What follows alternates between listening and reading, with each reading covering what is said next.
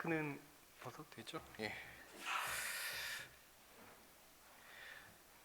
그 목사님이 양력을 알려달라고 그랬는데 저렇게 써놓으실지는 제가 몰랐고요. 그냥 애 다섯 아빠 이렇게 보낼 걸 그랬습니다. 예, 부족한 사람을 귀한 교회에 초청해 주셔서 감사합니다. 종교개혁 기념주의를 맞아서 종교개혁에 관련된 이야기를 드리려고 합니다. 설교는 아니니까 그렇긴 한데 옛날 이야기니까 좀 재밌게 좀 잘 들어주셨으면 좋겠고요. 먼저 슬라이드 첫 번째 거. 예. 네. 먼저 종교개혁에 대한 상식적인 이야기를 간단하게 말씀드리고 피난민 교회에 대한 이야기를 하려고 합니다. 오늘은 10월 31일이죠. 아이들에게 무슨 날이냐고 물으니까 할로윈데이라고 하더라고요. 오늘 교회를 가는데 호박 바구니를 들고 가겠다는 거예요. 그래서 제가 야, 그래도 아빠가 목사인데 교회에 그걸 들고 가면 되겠니? 그랬는데 자, 원래 기원은 유럽의 민속 종교에서 기원하는 날입니다. 이게 할로윈이라는 게 날짜가 10월 31일이에요. 이 날짜가 중요한데요. 그 다음 날, 그러니까 내일이죠. 11월 1일, 12월 1일은 만성절, 곧 아니면 모든 성자의 날이라는 카톨릭 축제일입니다. 카톨릭에는 성자마다 자기의 날이 있어요. 그러니까 뭐 요한의 날이 있고 마태의 날이 있고 다 날이 있습니다. 그래서 그 태어난 날짜에 중세 시대에는 태어난 날짜에 그 성인의 이름에 따라서 그 이름이 정해집니다. 그러니까 마틴 루터는 마틴, 그 다음에 마틴 부처도 마틴, 이렇게 당연히 요한 칼빈은 누구겠어요? 요한. 이런 식으로 자기가 태어난 날에 그 성자의 이름을 붙이는 것이 일반적이었어요. 근데 성자가 워낙 많거든요. 우리가 성경에서 아는 그 성자들 말고도 성자들이 워낙 많습니다. 많다 보니까 그렇게 하루하루 그 사람들에게 다 부여하다 보면 365일이 부족합니다.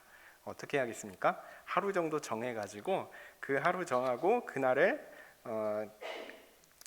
12월 1일에 몰아서 나머지 모든 성자의 날 해가지고 기념하는 것이죠.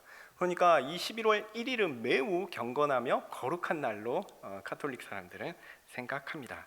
그래서 카톨릭 사람들은요, 카톨릭 사람들에게 이 11월 1일 모든 성자의 날은 매우 중요한 명절이고요. 전통적으로 공휴일이었어요. 좀 아쉽습니다. 내일 쉬실 수 있었는데 우리는 카톨릭 국가가 아니어가지고 쉬지를 못합니다. 그러니까 할로윈은 귀신들 축제죠. 근데 그 다음 날이 거룩한 성자를 기념하는 모든 성자의 날이죠. 그러니까 거룩한 날에 아주 거룩한 날에는 그 더 이상 귀신들이 활동을 못하니까 마지막으로 활동할 수 있는 날이 언제냐면 11월 1일 전날 10월 31일이 되는 것이죠. 그 날이 되기 전에, 거룩한 날이 되기 전에 마지막으로 귀신들이 열심히 노는 날이라고 생각하시면 할로윈이 맞을 것입니다. 뭐 그렇지만 할로윈은 우리가 본받을 만한 좋은 전통은 당연히 아닙니다. 두 번째 슬라이드 해주세요. 네, 우리 개혁파 교회에서는 10월 31일은 다른 의미로 중요한 날입니다. 바로 루터가 1517년 비텐베르크 성곽교회 정문에 95개조 반박문을 게시한 종교개혁 기념일이기 때문입니다. 자, 여기에서 여러분 간단하지만 대부분의 사람들이 잘 알지 못하는, 우리 목사님들도 거의 알지 못하는 상식을 하나 알려드리려고 합니다. 과연 루터가 비텐베르크 성곽교회 정문에 95개조 반박문을 게시했을까요? 제가 그 게시한 날이 10월 31일이라고 말씀드렸는데 게시했을까요? 이렇게 물어보면 여러분의 대답은 어떻게 되겠습니까? 일단 들어보십시오. 일단 루터가 직접 반박문을 망치를 들고 정문에 게시를 했다는 것은 분명 사실이 아닙니다. 당시에 그 비텐베르크 성곽교회 정문은요, 비텐베르크 대학의 일반적 전달 사항을 전하는 게시판입니다. 거기에 무엇인가 붙였다고 해서 사람들이 그 집중해서 보거나 하지 않아요. 교회에 오시면서 게시판이 있었나요? 저도 모르고 왔는데 뭐 있어도 사람들이 그냥 쓱 지나치지 거기에 뭐 붙였다고 해서 사람들이 주목해 보지 않습니다. 게다가 그 언어가 라틴어였어요. 라틴어였고 라틴어를 그 독일 사람들이 잘 못합니다. 지금도 그렇고 잘 못하기 때문에 주의 깊게 보지 않습니다. 또한 루터는 당시에 비텐베르크 대학에서 신학 교수였어요. 그 당시에 중세 시대에는 대학 교수들 중에 급이 제일 높은 사람이 신학 교수입니다. 자, 아쉽게도 요즘에는 좀 아닌 것 같은데 어쨌든 당시에는 신학 교수가 급이 높고 월급이 가장 센 사람 중에 하나였어요. 그 일도 엄청 많았습니다. 근데 그 사람이 직접 가서 그 게시판에 그 게시물을 붙인다고요? 그런 일은 일어나지 않습니다. 그런 일을 누가 하는 거냐면 그 교회나 아니면은 그 수도원에 그 게시물을 담당하는 직원이 있습니다. 그런 사람들이 하는 일이죠. 그렇기 때문에 그 루터가 직접 그것을 붙였으리라 생각하는 것은 사실이 아닙니다. 자, 그러면 한 가지 질문입니다. 또 진짜 10월 31일에 붙였을까요? 루터가 꼭 아니래도 11월 1일은 아까 말씀드렸듯이 모든 성자의 날이기 때문에 공휴일입니다. 공휴일이라서 대학 수업이 없어요. 그러니까 교수들끼리 함께 모여서 토론하고 토론할 수 있는 좋은 날짜입니다. 그래서 전날 공휴일 전날 게시판에 토론 주제를 게시했을 거다라는 추측이 가능합니다. 그런데요, 결정적으로 루터가 그 게시물을 10월 31일에 붙였다라는 증거가 없습니다. 목격자가 없습니다. 사실 세 번째입니다. 슬라이드. 사실 루터가 95개조 반박문을 비텐베르크 성곽교회 정문에 게시했다라는 것은 1546년 루터의 장례식 때, 루터가 죽었을 때요, 장례식 때 설교를 하던 멜랑이톤의 증언에 기인한 것입니다.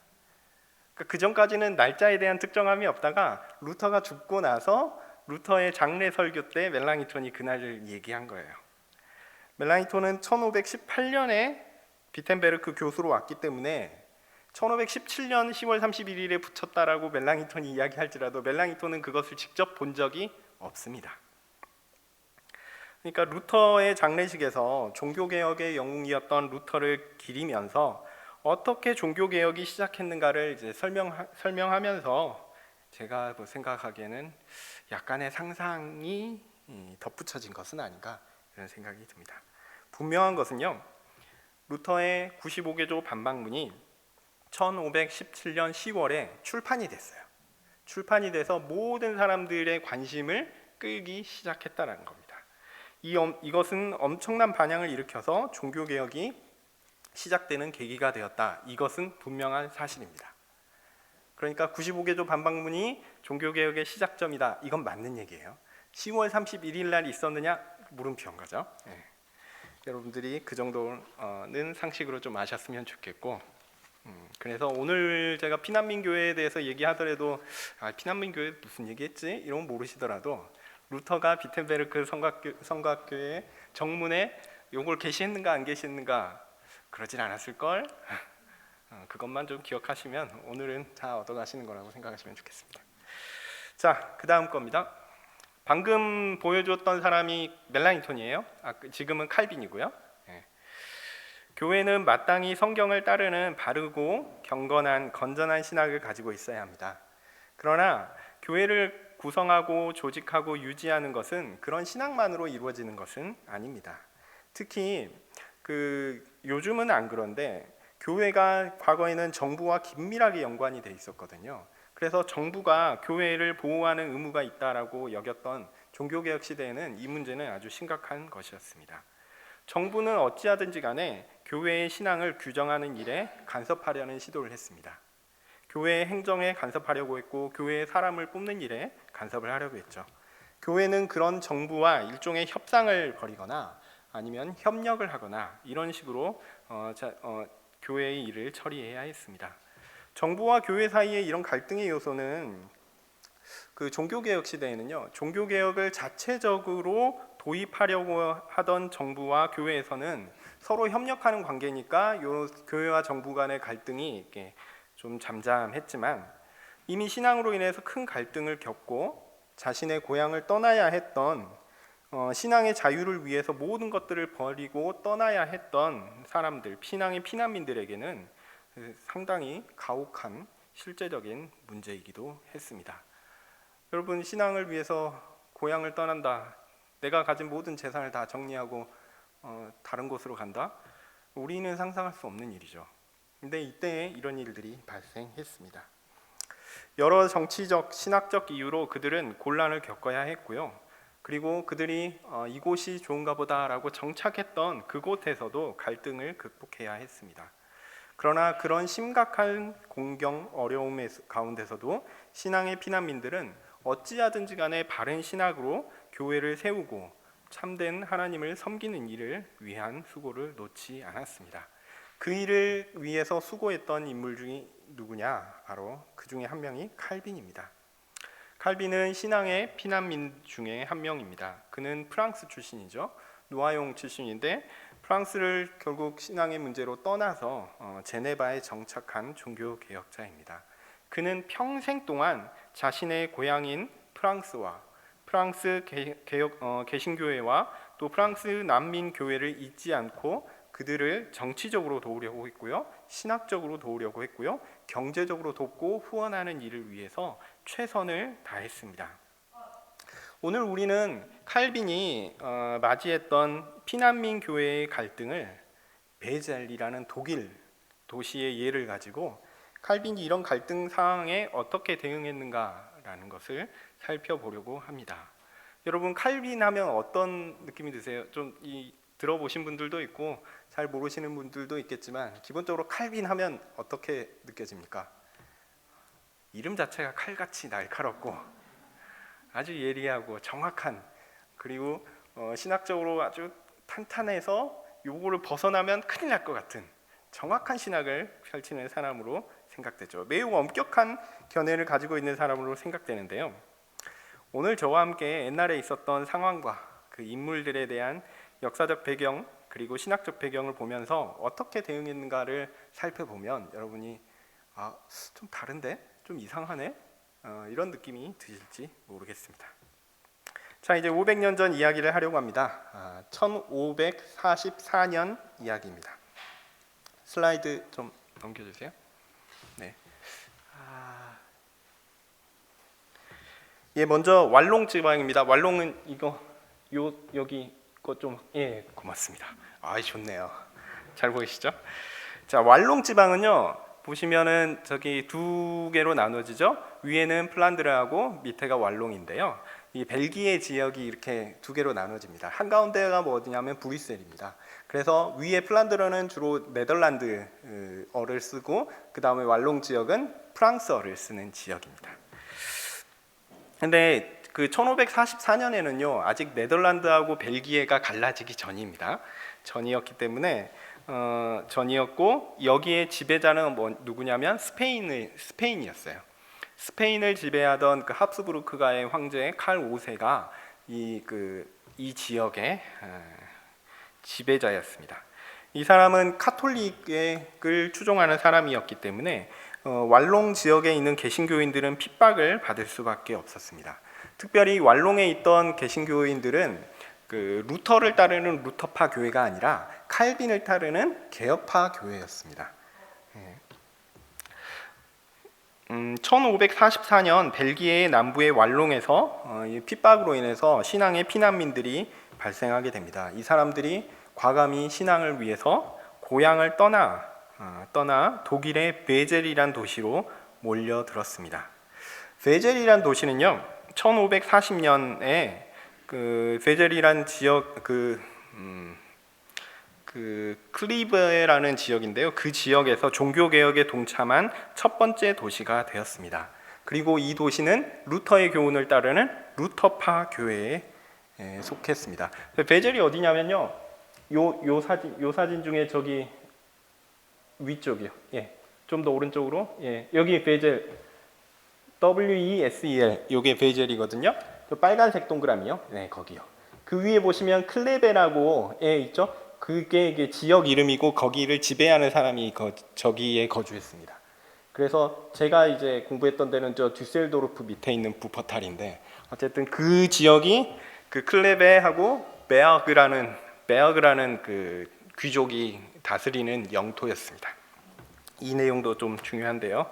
어쨌든 이 지역 내에서 베젤이란 곳이 종교 개혁을 처음으로 도입을 했고, 이곳에 이제 신앙의 피난민들이 이렇게 몰려들기 시작했습니다.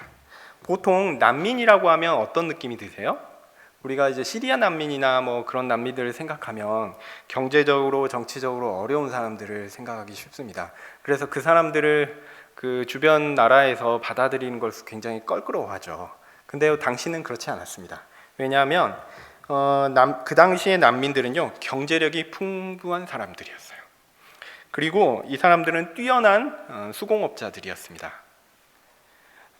때문에 베젤시에 큰 경제적 이득을 가져온 것이 사실이었습니다. 베젤은 당시에 직물, 그러니까 옷 만드는 것, 천 만드는 것들이, 그 산업들이 꽤 주요한 생존 수단이었는데, 직물의 기술이 발전하면서 그 베젤은 기술이 별로 없었어요. 기술이 별로 없어서 상당히 어려운 상황 가운데 있었는데, 그런 와중에 그 아주 기술력이 좋은 왈롱에서 피난처를 이 베젤로 정하고 베젤로 온 겁니다. 그래서 왈롱의 피난민들이 상당한 기술력을 가지고 있었기 때문에 베젤은 크게 도움을 받을 것을 기대했고요. 실제로도 베젤이 이것 때문에 경제적으로 굉장히 큰 이득을 얻게 되었습니다. 그렇지만 왈롱의 피난민들이 독일의 도시 베젤에 정착하기 위해서는 이런 어떤 경제적인 부분에서는 당연히 시정부가 돈 있는 사람들이 오고, 그 다음 기술력 있는 사람들이 오니까 우리 도시에 좋겠구나라고 받아들이지만, 한편으로는 종교적인 문제도 해결되어야 했습니다. 그들이 이단이 아니다라는 사실을 증명할 필요가 있었어요. 요즘에는 우리나라는 이제 종교의 자유가 있지만 그 당시에는 종교의 자유가 없습니다. 그 당시에는 특별히 이제 그 종교개혁 문제로 그 아주 시끄러울 때였기 때문에 최소한 이단이 아니다라는 그런 증명을 할 필요가 있었습니다. 이 일을 위해서 베젤의 교회 감독관이 루터파 교인들이 피난을 온 외국인들, 프랑스어를 쓰는 외국인들의 신앙을 이해할 수 있도록 신앙 고백을 작성해 주고요. 그럼으로써 이 문제를 해결했습니다. 왈롱의 피난민들은 아까 제가 말씀드렸듯이 언어를 프랑스어를 썼습니다. 그렇기 때문에 독일어를 사용하는 베젤의 루터파 교회와 분리되어서 독자적인 예배를 드릴 수밖에 없었습니다. 당연하죠. 말이 안 통하는데 어떻게 같이 예배를 드릴 수 있겠어요. 그렇지만 그들에게 개별적인 성례는 허용되지 않았어요. 그들이 성찬을 참여하고 싶을 때는 독일 목사가 시행하는 성찬에 참여해야 했습니다. 즉 피난민 교회들은요, 독자적인 교회를 구성하지 못했고 그냥 베젤 교회의 공동체의 일원이 되었습니다. 근데 문제는 여기서 발생합니다. 제가 아까 말씀드렸듯이 왈롱의 피난민 교인들은 개혁파 교인이었어요. 그리고 베젤에 있는 교회는 루터파였습니다. 칼빈을 따르는 왈롱의 개혁파 교인들은 형식을 중요시하는 루터파인 베젤의 예배 형식에 큰 어려움을 겪었습니다. 독일인 목사는 성찬에서 중세시대의 사제복과 예식, 예를 들면 전병으로 된 성체와 성체 거양의 예식을 그대로 사용하고 있었습니다. 여러분 카톨릭에서 어떤 그 성찬할 때 어떤 거 빵으로 어떤 거 쓰시는지 혹시 아세요? 동그랗게 해가지고 과자처럼 생겼습니다. 그래서 입에 딱 이거를 조각을 떼서 입에 딱 넣어줘야 돼요. 그리고 사람이 집어 먹는 것도 아니고요. 그러면 입에서 조각 없이 이렇게 먹고 합니다. 물론 뭐 잔은 안 마시죠. 가톨릭에서는. 그리고 성체 거양은 뭐냐면 그 성체, 이것은 그리스도, 그 라틴어로 호c est corpus meum, 이것은 나의 몸이다라고 하면서 이게 하나님의 몸입니다 이렇게 위에 드는 거예요. 그게 이제 구약에서 보면은 이제 거제라고 그 화목제를 드릴 때 그 하나님의 제물을 이제 높이 들어서 이게 하나님께 드림이 됩니다라는 그런 그 제사의 양식인데, 그것과 유사하게 이것은 그리스도의 몸입니다라는 사제의 말로서 성체, 그 빵이 그 그리스도의 진짜 몸이 된 거예요. 가톨릭은 그렇게 생각합니다. 그 진짜 몸이 된 것을 하나님께 드리는 제사 의식처럼 이렇게 했거든요. 이거 자체가 보시면 상당히 의식이 그 중세에 따른 그런 의식들을 그대로 하고 있는 거예요. 가톨릭이 행하고 있었던 의식 그대로 하고 있는 것입니다. 요거를 개혁파 교인들이 받아들이는 것은 쉽지 않았어요. 쉽지 않았습니다.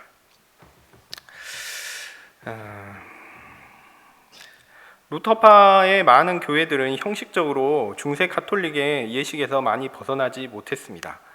그리스도께서 죽으시는 제사를 반복적으로 재현한다라고 믿는 미사를 이론적으로는 그거 미사가 제사는 아니야. 성체 그게 그리스도의 몸이 됐다고? 그런 것은 아니지. 성체를 거양하면서 이렇게 보이는 것은 이게 제사라고? 루터파는 그건 제사는 아니지. 이런 식으로 선언하면서도 그러니까 신학적으로 이론적으로는 그 가톨릭에서 벗어났지만 제사를 눈으로 보여주는 예식에서 그러니까 형식적으로는 그들이 벗어나지 못했던 것이죠. 몇백 년 된 전통을 바꾸는 것은 모두에게 어려운 일입니다. 그래서 루터파들은 신학적으로는 개혁되었을 때 형식적으로는 개혁되지 않은 상태에 머물러 있었던 것은 우리가 어느 정도 또 이해할 필요가 있다라고 생각됩니다. 어쨌든 개혁파 교인들은요 여기에서 완전히 벗어났어요. 개혁파는 이런 의식을 하면 안 된다라고 강조했던 사람들입니다. 그래서 왈롱의 피난민들은 이런 예식에 강한 거부감을 가졌습니다. 그래서 그들은 성찬에 참여하고 싶어 하지 않았습니다. 여기에서 이제 중요하지 않은 것, 아디아포라 문제라는 게 등장하게 되는데요. 독일인 목사는 의식 문제는 그렇게 중요한 게 아니야 라고 이야기하면서 그냥 니네들 그냥 그 예식을 인정하고 성찬에 참여하라 라고 요구했고요. 왈롱의 피난민 교회는 이것을 회피하려고 했습니다. 그거 참여하는 게 너무 불편한 거예요. 그거 하면은 무상 숭배를 하는 것 같거든요. 하나님 그리스도의 성체가 그러니까 떡이 진짜 그리스도의 살과 피가 아니고 우리는 그것을 영적으로 기념하는 건데 그게 진짜라고 얘기하는 것처럼 눈에 보이게끔 행동을 하니까 이걸 받아들이는 것이 쉽지 않았던 거죠. 그 결과 왈롱의 피난민들은 성례를 많이 참여를 하지 않았습니다. 그들은 이제 그런 의식 가운데 할 수 있겠죠. 근데 자녀들은 어떻게 여길까요? 성례가 별로 중요하지 않나 보다 이렇게 생각하기 시작했어요. 그래서 그 왈롱의 피난민들은 그 성례를 가볍게 여기는 행태가 만연하게 되었습니다. 자, 이런 상황 가운데 왈롱의 피난민들에게 칼빈은 도움을 주고자 했습니다. 1546년 봄에 목회적 서신을 통해서 이런 상황에 대해서 조언을 합니다. 한번 그 다음 슬라이드 보여주실래요? 잘 보이십니까? 잘 따라서 한번 저는 읽어봤으면 좋겠는데요. 다 같이 한번 읽어볼까요? 시작. 너희에게 하나님의 말씀이 설교되고 적절한 은혜가 있기를 바란다. 나는 성례 사용에 대하여 설명하려고 한다. 우리 주는 넘치는 것을 명령하지 않으셨다. 우리는 우리의 약함을 바로 보고 낙원의 천사와 같이 영적이지 않기 때문에 보이는 표지가 필요함을 알아야 한다. 세례와 성찬은 특별한 가치가 있다. 세례는 비록 한 번 받는 것이지만 하나님의 은혜의 표지요 입양의 표지이다. 이를 통해 하나님은 우리는 자기 자녀로 만드신다. 우리를입니다. 죄송합니다. 성찬은 우리를 강하게 하시려고 두셨다. 즉, 첫 번째 성례는 두 번째 성례 없이 충분하지 않다는 것이 증거된다. 너희가 이제 성례를 받을 상황이 되었으니 너희는 하나님의 심판을 당하지 않도록 주의하라. 너희는 하나님의 은혜를 거절하지 말고 은혜를 붙잡으라. 너희가 예전에 갈망하고 소망했던 것처럼 그리하라. 또한 얼마나 엄청난 수의 신자들이 여기저기에서 끊임없이 불타오르는 열망으로 가지지 못한 것을 한탄하던 것을 생각하라. 이 텍스트 그대로 띄워주십시오. 칼빈은 베젤에 머물고 있는 왈롱의 피난민 교회에게 보내는 권면의 서신에서 성례의 소중함을 이야기하고 있습니다. 왈롱의 피난민 교회들이 느끼기에 성례는 너무 지저분한 것이었고 너무 때가 많이 묻은 것이어서 받아들이기 어려운 것이라고 느꼈는데, 칼빈은 뭐라고 얘기하냐면 그거 소중한 거야. 비록 더럽지만 정말 소중한 거야. 많은 사람들이 그거라도 얻고 싶어 했는데 못 얻고 있는 그 소중한 거야 라고 이야기합니다.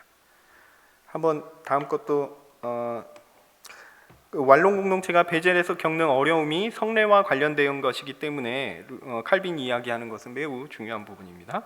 칼빈은 개신교의 성례가 너무 소중한데 카톨릭의 핍박 가운데 성례를 행하지 못했던 때가 있으니까 그것을 기억하라고 권면합니다. 다음 거 한번 볼까요?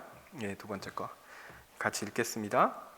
나는 너희가 지금까지 성찬 예식을 누리는데 방해받았고 시의 공동 형식에 맞추어야 한다는 시비가 있음을 들었다. 그것에 대하여 나의 생각은 의식이 적으면 적을수록 더 좋다는 것이다. 왜냐하면 우리는 경험을 따라 의식이 미신으로 흐를 수 있는 위험이 매우 크다는 것을 알기 때문이다. 다만 이 문제를 우리가 자유롭게 선택할 수 없다면 우리는 핵심 문제에 집중해야 함을 기억해야 한다. 그 문제들은 그렇게 중요하지 않다. 그래서 우리는 이 상황에서 의도적으로 성찬 문제를 포기해야 한다.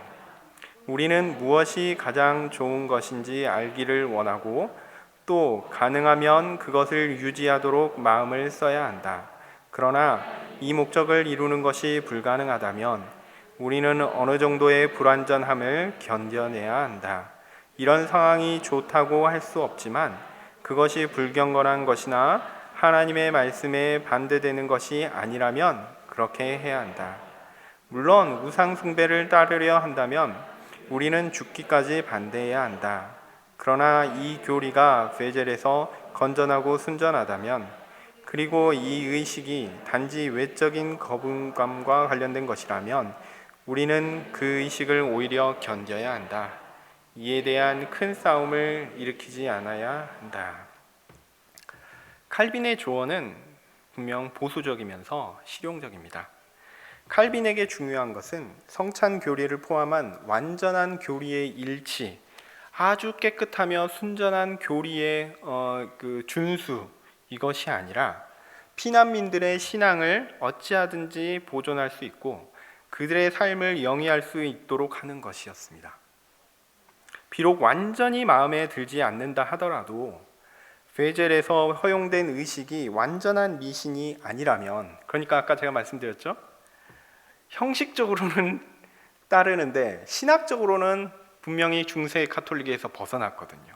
그러니까 그렇다라고 한다면 또 그것들을 바꿀 만한 권력이 피난민 교회에게 있지 않다면 결국 이 문제는 어떻게 해야 되느냐?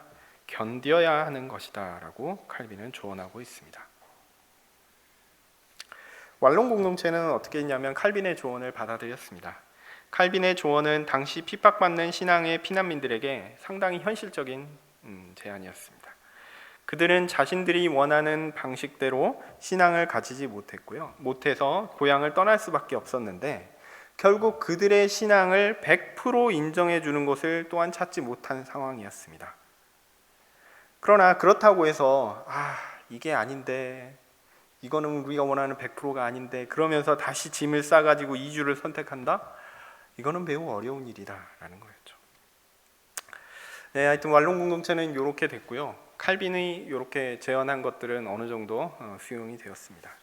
그런데 10년 후에, 약 10년 후에 동일한 사건이 또 한 번 발생했습니다. 1553년에서 54년 겨울 잉글랜드에서 피난민들이 베젤에 들어왔는데요. 똑같은 문제가 발생했습니다. 그리고 상황은 조금 달라졌습니다. 이때 왈롱 공동체는 이 다툼에는 참여하지 않았어요. 그러니까 왈롱 공동체의 어떤 의미에서 그 베젤 공동체에 좀 동화된 것이다라고 볼 수 있겠죠. 근데 여기 이따가 마지막에 얘기하기보다 왈롱 공동체 사람들이 제대로 된 신학적인 견해를 가지고 있었죠. 개혁파였으니까. 근데 그들이 결국 현실에 있어서는 어떤 의미에서는 순응한 것 아닌가라고 생각될 수도 있습니다. 오히려 칼빈 때문에 그렇게 자신들의 올곧은 신학들을 버린 것은 아닌가, 오히려 이런 생각이 들 수도 있습니다. 1553년에서 54년에 온 잉글랜드로에서 건너온 피난민들 보겠습니다. 다음 슬라이드 열어주실래요? 예. 1553년에 새로운 피난민들이 발생하게 되는데요. 잉글랜드에서 이제 핍박이 발생했기 때문에 그렇습니다. 잉글랜드에서 카톨릭 신자인 메리가 여왕으로 취임하면서 곧바로 개신교에 대한 핍박이 시작되었습니다. 이 메리는 누구냐면 헨리 8세는 유명하니까 아시죠? 수장령을 내리기도 했고 튜더 왕조의 헨리 8세가 이혼을 하려고 했잖아요. 앤 볼린이랑 결혼하려고 해서 그 기존에 있었던 스페인 출신의 이제 여왕하고 이혼하려고 했고, 그것 때문에 이제 문제가 발생하는데, 하여튼 메리가 첫 번째 딸이고 그 다음이 엘리자베스거든요. 하여튼 이런 식으로 하여튼 메리가 여왕이 취임하면서 개신교에 대한 핍박이 시작되는데요. 그의 별명이 뭐냐면 피의 메리입니다. 블러드 메리. 영국에서 결국 영국에는 대륙에서 핍박을 받고 영국에는 이미 대륙에서 신앙의 핍박을 받고 있었던 피난민들이 거주해서 살고 있었습니다. 그들은 과거에 네덜란드와 프랑스의 신앙의 피난민들로서 런던에서 거주하고 있었고요. 알라스코라는 유명한 개혁자의 지도 아래 4개의 신앙 공동체를 형성하고 있었습니다. 그런데 이제 메리의 핍박이 발생하자 이들은 신속하게 잉글랜드를 떠나야 했습니다. 그리고 이 사람들이 꽤나 많았기 때문에 한 군데로 움직일 수는 없었고요. 여러 곳으로 움직이게 됩니다. 엠덴이라든지 프랑크푸르트라든지. 근데 그 중에 한 곳이 어디냐면 베젤이었습니다. 베젤은 앞서 왈롱 사람들을 받아들였던 것과 마찬가지로 잉글랜드에서 온 피난민들을 받아들였습니다. 그리고 특별히 프랑스어를 사용했던 피난민들은 왈롱 공동체와 마찬가지로 자신들만의 예배와 치리의 권리를 가질 수 있었습니다. 왜일까요? 독일어 하는 사람들이 프랑스어를 잘 못해요. 그래서 같이 있을 수가 없었어요. 그렇기 때문에 프랑스어를 사용하는 사람들은 예배를 따로 드릴 수밖에 없었습니다. 그러나 왈롱 공동체와 동일하게 이 사람들에게도 성례의 시행은 허용되지 않았습니다. 즉 그들에게 독자적인 교회 공동체를 허용하지 않겠다라는 것이 시정부의 의도였습니다. 새로운 피난민 교회 공동체들은 옛 왈롱 공동체하고는 차이점이 있었는데, 그 차이점은 뭐냐면 그들은 이미 알라스코라는 훌륭한 교사에 의해서 잘 조직된 개혁파 교회였다라는 점입니다. 그들은 자체적인 신앙 고백을 가지고 있었고요, 독자적인 교회를 이루어 상당 기간 잘 유지하고 있었습니다. 그런데 베젤에 왔을 때도 그렇게 잘 유지된 교회 시스템을 그대로 갖고 와서 그대로 베젤에서도 그러한 신앙의 자유를 누리기를 원했습니다. 근데 베젤이 그것들을 허용하지 않았잖아요. 그러니까 이 잉글랜드에서 누렸던 그런 자유를 못 누리자 이 사람들하고는 베젤시아 이 사람들하고 마찰이 생기기 시작합니다. 그들은 성찬 견해가 달랐던 베젤 지역의 루터파 교회와 연결되는 것을 거부했습니다. 독자적인 교회 공동체를 만들 수 있게 해달라고 시정부에 요청을 했습니다. 심지어 그들은 비밀리에 자신들이 런던에서 했던 방식으로 개혁파의 성찬을 몰래 베풀기도 했습니다. 이로 인해서 시정부와 마찰이 커지게 되었습니다. 그들은 소위 중요하지 않은 것들이라고 불리는 사제복 아니면 불타는 양초, 그리고 아까 말씀드렸던 카톨릭 성체, 이것들을 받아들일 수가 없다라고 주장했습니다. 1554년 1월에 그들은 베젤 의회에 성례를 집행할 수 있는 독자적 교회의 설립을 다시 한번 부탁하게 되었습니다. 그리고 베젤시는요 이를 거부했습니다. 안 돼라고 했습니다. 그러니까 이 잉글랜드에서 나왔던 프랑스어를 쓰는 이 피난민 교회가 결정을 했습니다. 우리는 그러면 베젤을 떠난다. 그러던 와중에 아까 1554년 1월에 의회에 요청을 했고 그에 대한 결과를 바로 받았어요. 그리고 나서 1554년 3월에 뜬금없이 칼빈의 편지가 도착합니다. 한번 읽어볼까요? 네, 같이 읽겠습니다. 시작. 사랑하는 형제들이여, 우리는 하나님을 찬양할 이유를 가지고 있다. 온 세계를 다스리시는 하나님께서 혼란 가운데 있는 너희에게 피할 곳을 주셨다. 그곳에서 너희는 자유롭게 하나님을 섬기고 경외할 수 있을 것이다. 그뿐 아니라 하나님은 너희에게 그의 이름으로 함께 모여 정기적으로 말씀을 듣고 일치하여 그에게 부르짖고 너희의 믿음의 순전한 고백을 내놓을 상황을 주신다. 이는 도처에 보이는 두려운 혼란을 볼 때 결코 작은 은혜가 아니다. 성찬의 사용과 관련하여 너희가 어떤 의심이나 견해를 갖는 것은 결코 근거 없는 것이 아니다. 왜냐하면 하나님의 아들께서 유일한 기준으로 주시는 질서를 순전하고 단순하게 주장하는 것보다 더 나은 것이 없다는 것을 우리는 알기 때문이다. 또한 이것은 사도들이 시행하는 것과 전적으로 일치하는 것이다. 사람들이 이 바른 용법에서 아무리 조금이라도 벗어난다면 이는 사람들이 추구한 것으로 그 모든 행위는 성례의 왜곡일 뿐이다. 그러나 우리가 보기에 너희의 상황은 그 지역의 목사와 시정부의 문제이다. 칼빈은 런던에서 온 프랑스 공동체에게 먼저 자신들의 상황을 하나님께 감사하라고 말하고 있습니다. 그들이 맞이하는 현실은 사실 매우 은혜로운 것이다 라는 것을 기억해야 한다는 거죠. 그리고 성찬 교리에 대해서는 개혁파의 견해가 옳은 것이며 베젠시의 견해가 옳지 않은 것임을 분명히 이야기합니다. 그러나 이런 잘못에 대한 대처는 베젤을 떠나기로 결정했던 프랑스 공동체의 결론과 같지 않습니다. 그 다음 거 읽어볼까요? 목사들은 경건에 도움이 되지 않고 복음의 분명함을 가리는 모든 불필요한 것을 잘라내도록 노력해야 한다. 정부도 이런 일에 주의해야 한다. 그들이 이런 작은 누더기 같은 것을 꽉 붙드는 것은 정죄를 받을 만한 잘못이다. 마치 교황의 미신적인 찌꺼기 같은 것으로 기념하려는 것은 우리가 온 힘을 다해 없애야 한다. 그러나 너희는 너희 교회의 개별 아무것도 아니라는 점에서 너희는 잠잠해야 한다. 또한 심지어 견뎌야 한다. 더 나은 것이 너희 능력으로 가능하지 않기 때문이다. 우리는 성찬에서 불타는 초와 그림이 그려진 성체가 필요한 경우 동의할 수 있는, 용인할 수 있는 중요하지 않은 문제라고 생각하지 않는다. 그러나 그럼에도 기존의 방식에 맞추는 것이 필요할 경우, 우리가 변경할 권력을 가지지 않은 경우 견딜 수 있는 것이다.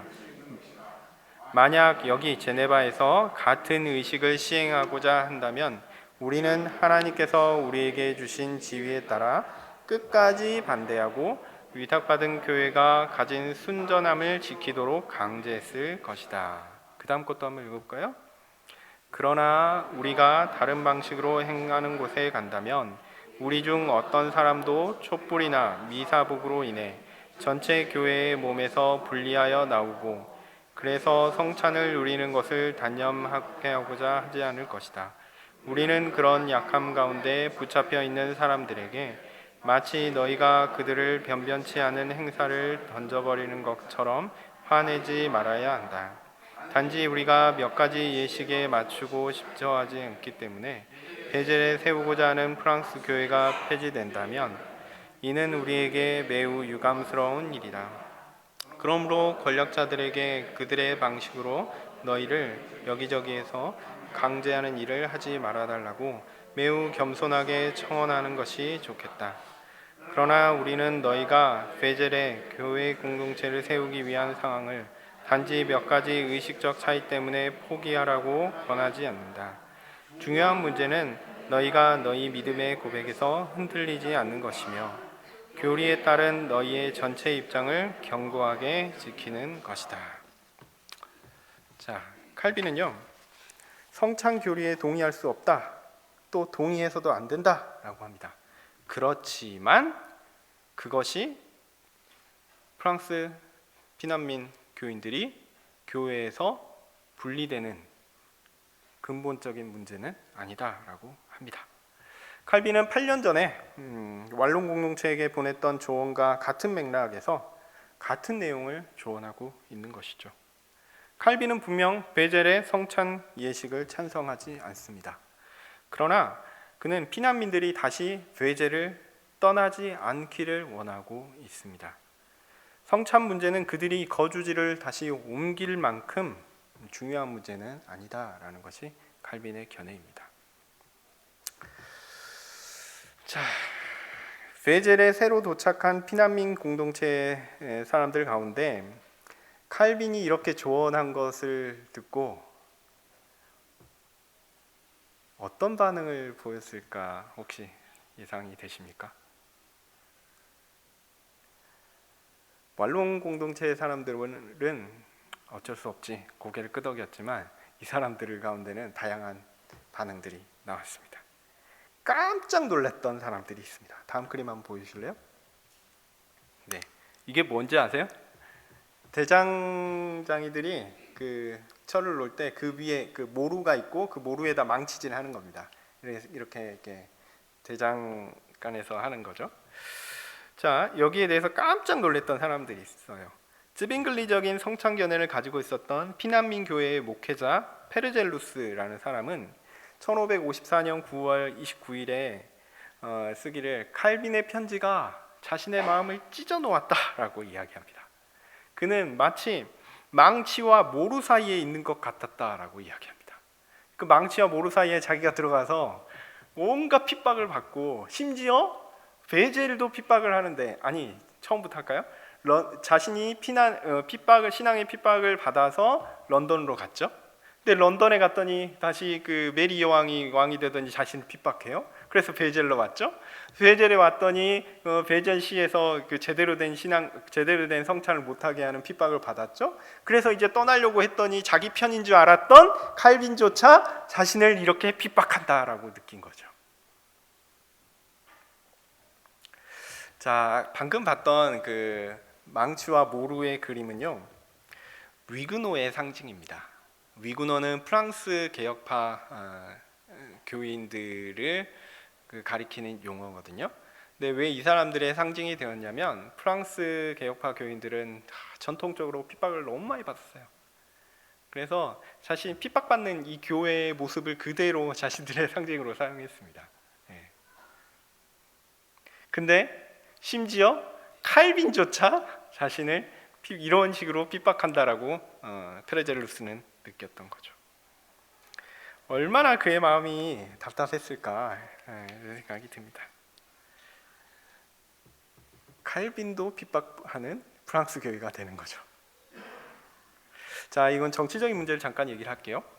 근데요, 현실적으로 독일에서 한 장소에서요, 다른 신앙 고백을 가진 두 개의 공동체가 존재하는 것은 법적으로 불가합니다. 이 베젤에서는 그 부분이 중요했어요. 베젤이 여기서 그 관용을 이야기할 수는 없었어요. 칼빈은 베젤의 피난민 교회 공동체 상황을, 정치적인 상황을 정확하게 이해하고 있었던 거예요. 만약에 그들이 그 루터파 신앙 고백을, 루터파 성찬을 받아들이지 않게 되면 그들은 루터파에 속하지 않은 것이기 때문에 베젤에 머물 수 있는 법적인, 종교법적인 근거가 없어지는 겁니다. 그래서 이 사람들이 나올 수밖에 없는 상황이라는 것을 알았기 때문에 칼빈은 매우 실제적인 조언을 하고 있었던 거예요. 근데 이 막상 그 일을 당하는 사람들은 전혀 그렇게 생각하지 못했어요. 잉글랜드에서 온 피난민들은 아직 그들의 이주를 완전히 결정하지 않은 채 시간이 좀 지났습니다. 제가 아까 말씀드렸던 때는 언제냐면 1554년이었습니다. 이제 1555년이 되는데요. 1555년에는 독일 제국의 가장 중요한 종교적인 사건이 있었던 시기입니다. 바로 뭐냐? 1555년 9월 25일 아우구스부르크 종교평화가 선언되었습니다. 다음 그림 보여주실래요? 네. 저게 이제 아우구스부르크 종교 평화를 맺으면서 맺었던 뭐랄까요, 선언 협정문이고요. 그 다음에 저 옆에는 이제 그것을 축하하는 기념하는 450주년을 기념하는 우표를 제가 가져와서 보여드립니다. 자, 이 내용은 뭐냐면 가톨릭이나 개신교에 속하는 제국의 제후들은 이제 전쟁을 해서는 안 된다라는 거예요. 이제 제국 내에서, 독일 제국 내에서 가톨릭과 개신교가 다 인정받게 되는 법이 선포가 되었습니다.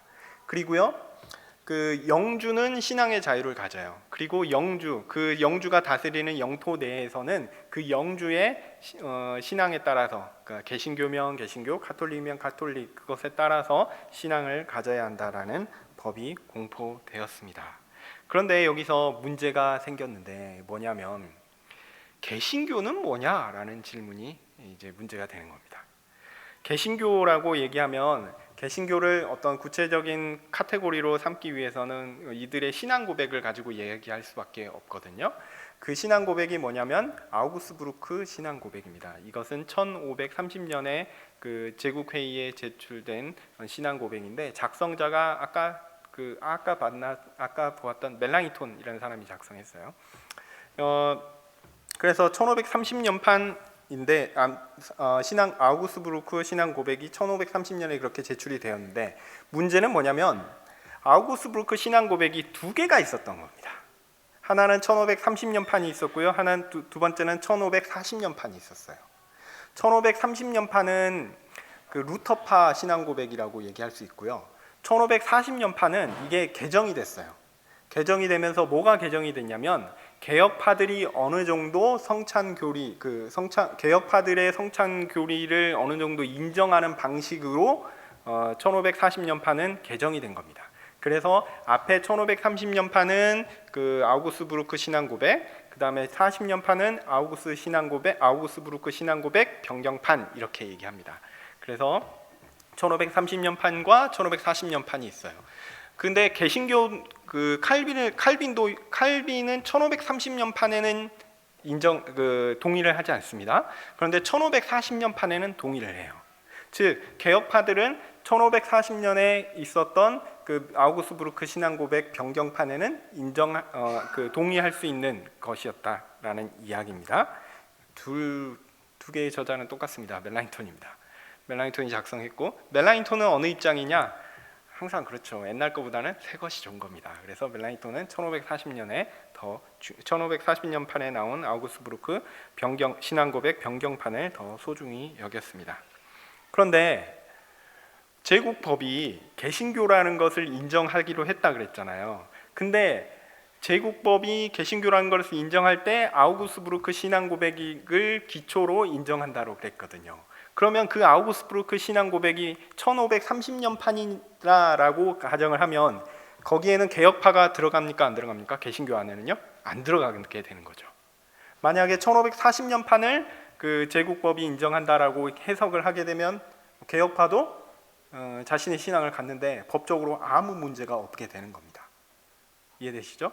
근데 루터파는 여기서 강경한 루터파들은 어떻게 생각하냐면 이미 이때는 루터가 죽은 후입니다. 강경한 루터파는 어떻게 생각하냐면 1530년판이 진짜다라고 얘기한 거예요. 그래서 개혁파들을 배제하려고 했고, 개혁파들은 아니다 1540년판이야 라고 하면서 어찌하든 개혁파를 포함시키려고 했습니다. 네, 이런 문제가 있는 상황이었는데요. 1556년에 베젤의 프랑스 피난민 교회들은 더 이상 베젤의 그 성찬 예식을 참을 수 없다라고 결정을 내리고 자신들만의 성례를 시행하기 위해 다시 한번 시정부에 요청을 합니다. 그런데 시정부는 동일하게 얘기합니다. 아니야, 우리는 당신네들의 독자적인 거 인정할 수 없어. 그러면서 미사복이나 성체나, 그러니까 이건 중요하지 않은 것이니까 니네들은 외국인이니까 좀 따라야 돼 라고 이야기합니다. 하지만 결국 프랑스 피난민 교회들은 좀 강경하게 우리는 따를 수 없다라고 얘기하면서 그렇다고 성찬을 안 할 수는 없잖아요. 그러니까 비밀리에 자기네들끼리 모여가지고 성찬을 합니다. 또 그것들이 발각돼요. 발각되니까 당연히 그런 문제들은 우리야 지금 뭐 종교적인 문제지만 당시에는 법적인 문제였기 때문에 처벌의 대상이 되었습니다. 그래서 의회는 강경하게 루터의 요리문답을 따라 주일에 설교를 해야 하고, 그 다음에 그 개혁파 방식으로는 해서는 안 되고, 심지어 그 십계명도 루터가 세는 십계명과 개혁파가 세는 십계명이 다릅니다. 예, 달라요. 왜냐하면 루터는요, 이계명이 우상 숭배를 하지 말라는 거죠. 우상 숭배를 하지 말라는 거를 따로 세지 않고 이게 앞에 거에 붙여서 하고, 그 다음에 십계명을 구분한, 십계명에 탐내지 말라, 요거를 두 개로 구분을 하거든요. 하여튼 요런 개혁파적으로 하지 말고 루터를 따르라라고 명령을 하게 됩니다. 그리고 피난민 교회가 자체로 성찬을 시행하는 것도 금지하게 되고요. 그리고 그들의 설교나 의식 모두 다 1530년판의 신앙고백, 아우구스부르크 신앙고백을 따라야 한다라고 얘기하고, 만약 이것을 어길 시, 따르지 않을 시 시를 떠나야 한다. 너희는 추방 당할 것이다. 이렇게 경고합니다. 사실 이 부분은 이제 시정부가 이렇게 한 것은요, 정치적인 문제도 있었어요. 아까 제가 말씀드렸듯이 1540년에 그 클레베라는 지역에서 처음으로 이 도시가 종교 개혁을 받아들였는데, 여전히 그 지역을 다스리고 있던 클레베 율리히의 빌헬름 공작이라는 사람이 그 당시 황제하고 계약을 맺어서 그 종교 개혁에 좀 부정적인 입장을 가지고 있었기 때문에, 베젤이 정치적으로 어떤 피난민 교회의 잘못된 그러니까 제국법과 어긋나는 어떤 정책을 펼쳤을 때, 이 빌헬름 공작이 그걸 빌미로 베젤이라는 도시를 공격할 수 있었거든요. 그렇기 때문에 이 베젤이라는 도시는 굉장히 좀 정치적으로 위협을 느꼈고, 그 위협 가운데 좀 굉장히 보수적으로 해야 한 거죠. 자기네들이 할 수 있는 한도에서 되도록이면 수용하지 않고, 웬만하면 정치적인 문제를 일으키지 않으려는 방식으로 그들이 행했던 것입니다. 베젤은 이런 정치적 상황 가운데 프랑스 피난민 공동체 문제를 신속하게 해결하고 싶어 했어요. 빨리 보내든지 아니면 어떻게 하든지 이렇게 하고 싶었습니다. 그래서 결국 이 사람들은 루터파와 개혁파 모두에게 권위 있는 사람으로 인정받았던 멜랑이톤에게 평가서를 요청합니다. 멜랑이톤, 당신이 좀 잘 얘기해 보세요. 잘 좀 평가를 해서 우리가 어떻게 해야 될지 이야기해 주십시오라고 합니다. 그렇게 시정부는 멜랑이톤에게 베젤의 피난민 교회의 성찬에 대한 평가를 해달라고 얘기합니다. 이것을 보면 베젤의 피난민 교회의 운명이 멜랑이톤의 판결에 달린 것처럼 보였습니다. 그런데요, 사실은 베젤 시 정부는 형식적으로는 멜랑이톤에게 요구를 했지만 정치적으로는 이 요구를 기다릴 수가 없었어요. 그래서 멜랑이톤을 계속 압박합니다. 우리가 이런 사정이 있으니까 좀 어떻게 좀 해달라. 근데 멜랑이톤은 이 상황을 잘 알고 있음에도 불구하고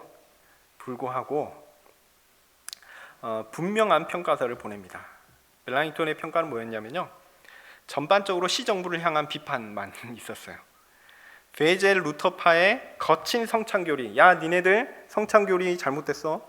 니네들 신학적으로만 그 개혁파를 따르고 형식적으로는 개혁파를 그 종교 개혁을 따르지 않는 거야라고 비판했습니다.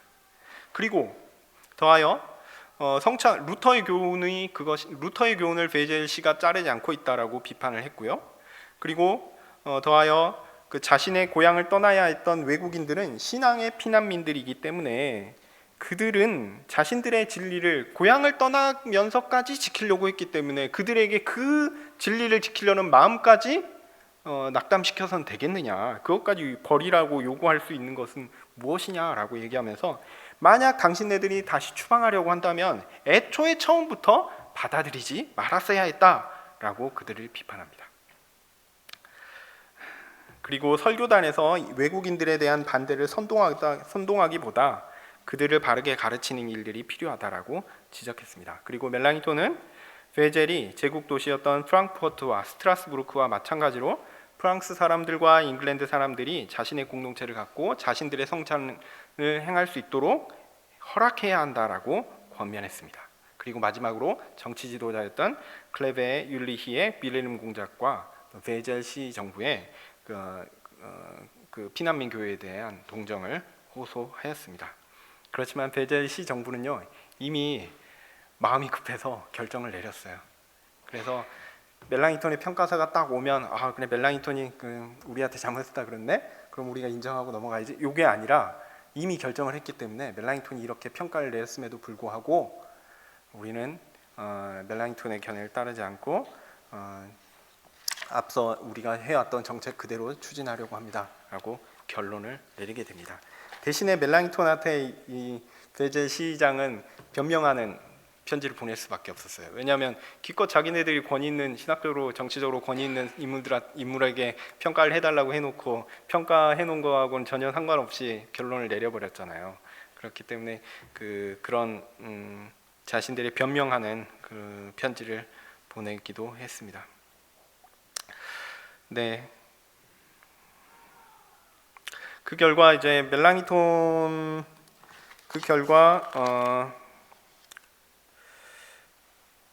시 정부는 피난민들이 거주하기 위해서 필요한 두 조건을 걸면서 법을 공포했습니다. 첫 번째는 멜랑이톤이 제안한 교리 형식에 동의하는 것이었고, 두 번째는 아우구스부르크 신앙 고백에 동의하는 것이었어요. 만약 이 조건에 동의하지 않는다면 그들은 1557년 3월 1일까지 도시를 떠나야 한다라고 이야기했습니다. 근데요, 프랑스 피난민 교회들은 자신 베젤시도 아주 강경했지만 프랑스 피난민 교회들도 아주 강경했어요.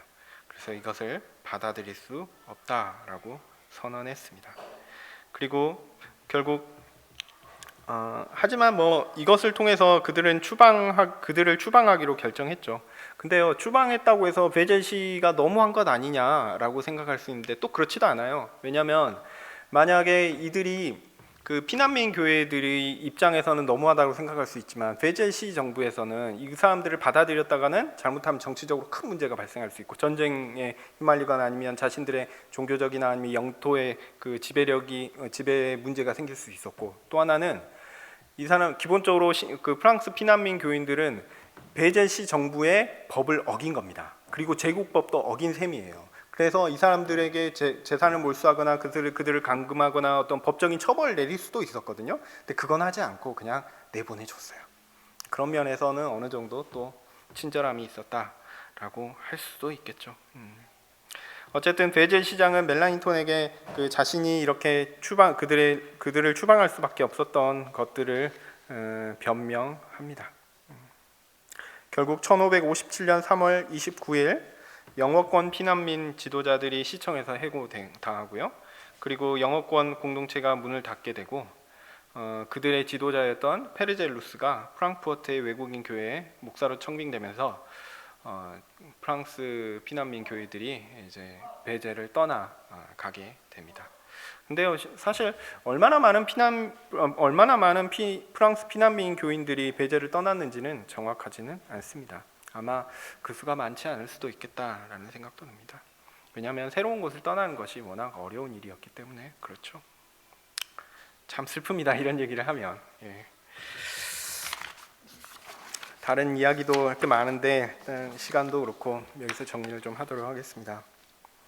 여러분, 우리가 종교개혁 얘기하면 우리 합신의 캐치프레이즈겠죠. 바른 신학, 바른 교회, 바른 생활. 여러분 어떻게 생각하십니까? 프랑스 피난민 교회, 특별히 2차로 왔던 런던에서 건너왔던 사람들은 이걸 추구하려고 했었던 거죠. 근데 시대가 이것들을 허락하지 않았을 때, 그리고 심지어 칼빈마저 우리를 배반한다고 느꼈을 때, 망추와 모르 사이에 있는 자신들을 발견했을 때 얼마나 고통스러웠습니까? 그러면 칼빈은 어떨까요? 칼빈은 신학이 잘못되어서 그들에게 그런 조언을 했을까요? 저는 그렇게 생각하지 않습니다. 진리라는 것, 바른 신학이라는 것은요, 하나의 방향성으로 존재합니다. 교회는 그 방향성을 향하여 나아가는 과정 가운데, 시대 가운데 있습니다. 이 시대를 바라보고 이 과정을 바라보는 시각은 다양합니다. 그러나 우리가 바라봐야 하는 바른 신학과 바른 교회, 바른 생활의 그 지향점은 동일한 것이죠. 제 생각에는 칼빈은 굉장히 보수적이었어요. 어찌하든지 간에 그들의 삶을 유지하면서 그것 가운데 이루어갈 수 있는 것들을 차근차근 느리지만 천천히 하려고 했습니다. 여러분, 바른 교회, 바른 신학, 바른 생활 한 번에 되나요? 현실적으로 그렇지 않습니다. 우리가 지향해야 하는 것입니다. 그리스도께서 오시는 그날까지 교회는 불완전합니다. 그리스도께서 오시는 그날까지 우리가 가진 신앙은요, 부족합니다. 어떤 의미에서는 오염되어 있을 수도 있어요. 그렇지만 그렇다고 해서 우리가 가진 그 신앙이 완전히 잘못된 것입니까? 어쩔 수 없어요. 어떤 의미에서는. 이 베젤에 있었던 이 두 공동체들, 왈롱에서 왔던 공동체들, 런던에서 온 공동체들 어떻습니까? 바른 것들, 정말 하나님 앞에서 올바로 하나님을 제대로 예배하고 하나님께서 정하신 그 말씀대로 그 성찬을 시행해보자 하는 그 진실한 마음들, 그런데 현실이 따르지 않습니다. 어찌해야 할까요?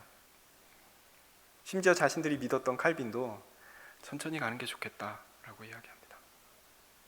현실 가운데요, 바른 교회를 세워가는 것, 바른 신학을 세워가는 것 어렵습니다. 잘 안 됩니다. 불가능한 것처럼 보여요. 그렇지만 우리는 어떻게 해야 될까요? 바라보는 겁니다. 칼빈이 아까 얘기했던 것은 뭐냐면, 너희가 어떤 그 신학을 바꾸고 정책을 바꿀 수 있을 때까지 참고 기다리라는 거예요. 그럼 어떻게 해야 될까요? 우리가 바꿀 수 있을 때까지 우리를 갈고 닦아야 됩니다. 그 조건을 만들어야 돼요. 주변에 있는 잘 모르고 잘 따라오지 못하는 사람들을 설득해야 됩니다. 그 사람들을 돌보고 어찌하든지 같이 따라올 수 있게끔 교육해야 합니다. 교회가 해야 되는 일이 그것이죠. 목사가 해야 되는 일이 그것입니다. 저는 이제 목사로서 하나님의 교회는 이렇게 해야 된다라는 그런 게 있지만 모든 교회가 그렇게 할 수가 없잖아요. 어떻게 해야 됩니까? 시간이 필요한 거예요. 이게 고난입니다. 부족함이 있거든요. 그 안에 깨끗하지 못함이 있거든요. 근데요, 어쩔 수 없어요. 하나님의 교회는 그렇게 불완전합니다. 그리고 어떤 한편에선 이렇게 얘기합니다. 아니, 왜 우리가 바른 것이 이것이고 정확한 게 이것이면 빨리빨리 가야지, 왜 빨리빨리 가지 않고 자꾸 그쪽에 머물러 있는 겁니까? 혹시 당신도 이게 세상에 물든 것입니까? 당신도 바른 교회, 바른 신학을 포기한 것입니까? 이런 얘기를 들을 수도 있어요. 칼빈이 들었던 것처럼. 우리의 현실을 잘 생각해 보십시오. 교회는 불완전하고요, 그렇지만 우리가 바라봐야 할 그것은 분명합니다. 하나님께서 우리에게 정하신 것들을 정확하게, 분명하게, 온전하게 하나님을 섬기는 그 일을 위해서 우리가 나아가야 할 것입니다. 그 일을 소망하십시오. 그러나 교회에서 이 일들이 이루어지는 것은요, 시간이 필요하고요, 노력이 필요하고 고난이 필요합니다. 이것 또한 기억해 주십시오.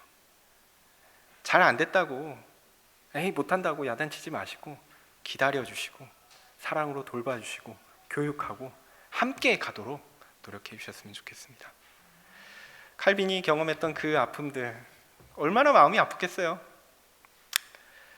그렇지만 그들을 위해서 기도했을 겁니다. 그리고 하늘나라에서 그래요, 우리가 그때는 우리 편에선 이렇게 하고 제 편에선 이렇게 생각했지만 우리가 바라봐야 할 그것들은 분명했군요 라고 서로 하나님께 감사할 날이 올 것입니다. 기도하겠습니다. 하나님, 약 500년 된 옛날 이야기를 했습니다. 그 시대의 신앙의 피난민들이나 또한 하나님의 온전한 교회를 바라는 우리나 오직 하나님을 의지하며 하나님을 붙드는 것, 하나님을 향하는 것은 동일합니다. 하나님, 우리에게도 그들이 가졌던 바른 신앙에 대한 열망들을 주십시오. 그리고 그들이 경험했던 것처럼 우리도 고난을 겪어야 될 것을 압니다. 그런 가운데서도 하나님 앞에서 바른 것들을 추구하며 바른 것들을 향하는 우리의 마음에 열심을 불어넣어 주시옵소서. 또한 그렇지 못한 것들을 볼 때에도 낙담하거나 좌절하거나 정죄하거나 싸우거나 하지 않고 손잡고 함께 하나님께서 주신 것들을 바라볼 수 있는 용기도 허락해 주시기를 간절히 소원합니다. 예수님 이름으로 기도합니다. 아멘.